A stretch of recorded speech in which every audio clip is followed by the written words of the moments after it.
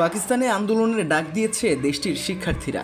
দেশের সংবিধান পুনরুদ্ধার এবং ছাত্র সংঘগুলোকে উজ্জীবিত করার লক্ষ্যে প্রধান বিরোধী দল পাকিস্তান তেহরিক-ই-ইনসাফের ছাত্র শাখা এই আন্দোলনের ডাক দিয়েছে।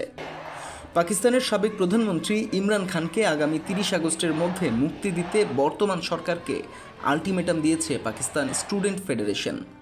স্থানীয় সংবাদ মাধ্যমগুলো বলছে, শেখ হাসিনা সরকারের পতন ঘটানো বাংলাদেশি ছাত্রদের আন্দোলনে প্রভাবিত হয়ে পাকিস্তান তেহরিক-ই-ইনসাফের ছাত্র শাখা ইনসাফ স্টুডেন্ট ফেডারেশন এই বিক্ষোভের ডাক দিয়েছে। এদিকে শিক্ষার্থীদের আন্দোলন ঘিরে সেখানেও ধরপাকড় চলছে।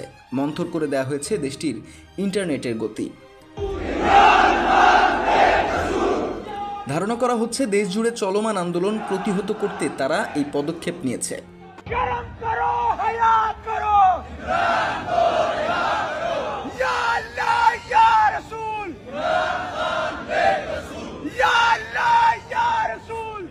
প্রসঙ্গত, বাংলাদেশের ছাত্র আন্দোলন প্রতিহত করতেও একই রাস্তায় হেঁটেছিল তৎকালীন সরকার।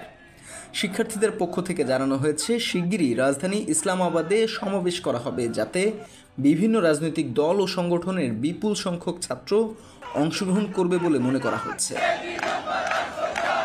পাকিস্তানে এখন ফ্যাসিবাদী শাসন চলছে। এছাড়া অত্যাধিক বিদ্যুৎ বিল ও করের পাশাপাশি অভূতপূর্ব মুদ্রাস্ফীতির কারণে দুর্ভোগ পোহাচ্ছে দেশের মানুষ। আপনারা দেখছেন ওয়েব নিউজ, বিশ্বজুড়ে বাঙালি আমেজি।